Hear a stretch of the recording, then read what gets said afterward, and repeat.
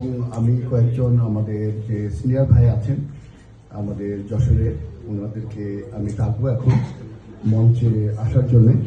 পেস্টন থেকে আমাদের এক বসি ভাই আসছেন ওনার ফ্যামিলি নিয়ে, এবং আরও অনেকে আসছেন। আজকে শেষের দিকে ওয়েদারটা একটু খারাপ ছিল, তারপরেও আমরা এই মুহূর্তে যে উপস্থিত দেখতে পাচ্ছি, এই জন্য আমি যারা এসেছেন তাদেরকে কৃতজ্ঞতা জানাচ্ছি এবং ধন্যবাদ জানাচ্ছি।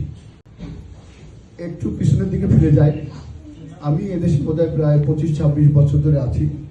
তো কখনোই আমি কোনো যশোর সমিতি বলে কখনোই আমি দেখি নাই, কিংবা এই ধরনের কোনো উদ্যোগ আমি দেখি নাই। কিন্তু সবসময় আমি আমার যে যশোর, গ্রেটার যশোর এবং মাগুরার সঙ্গে আমার ওতপ্রোতভাবে জড়িত আছে, আর যশোরের সঙ্গে আমার জড়িত আছে, এবং অন্যান্য যে জেলা আছে সেগুলোতেও আমার যথেষ্ট তখনকার সময় যাতায়াত ছিল।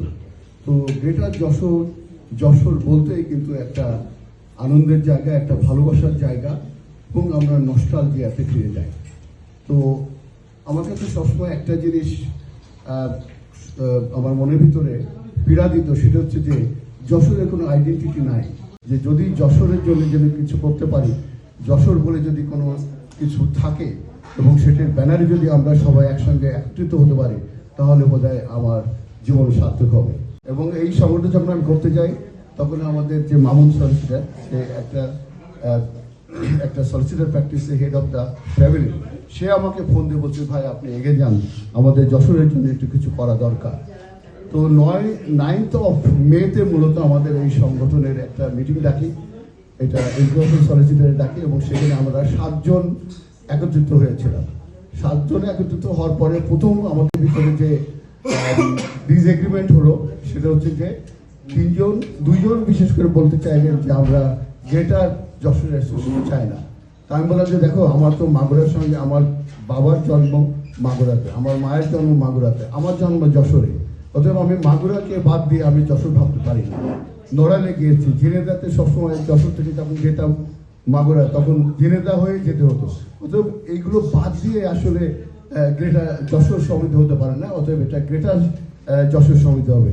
এবং গ্রুপে তারা জড়িত থাকে, এবং সেখানে যদি সে বলে যে আমার এই সমস্যা আছে, তাহলে কিন্তু আমরা সবাই মিলে চেষ্টা করতে পারি যে তার জন্য একটা বাসা আমরা খুঁজে দিতে পারি কিনা, একটা কাজের ব্যবস্থা করতে পারি কিনা, কিংবা যদি তার কোনো অর্থনৈতিক কোনো সমস্যা যদি যেটা হয় সেটা আমরা দিতে পারি কিনা।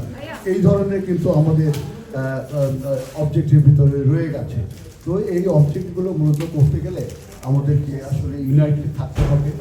এই অনুষ্ঠান করার উদ্দেশ্য সেটা হচ্ছে যে আমরা গ্রেটার যশোর অ্যাসোসিয়েশনের একটি প্রেশার গ্রুপ হিসাবে কাজ করব, এবং গ্রেটার যশোরের যেসব সমস্যা আছে, যেসব দাবি দেওয়া আছে, এবং আমরা জানি যে যশোর অবহেলিত অবস্থায় আছে, এবং সেই সংক্রান্ত ব্যাপারে আমরা আমাদের বাংলাদেশ গভর্নমেন্টের কাছে এবং সারা পৃথিবীর কাছে আমরা তুলে ধরব যে আমাদের এই যশোর কেন অবহেলিত, এবং এখানে যে সমস্যাগুলো আছে সেগুলো সমাধান করা হোক।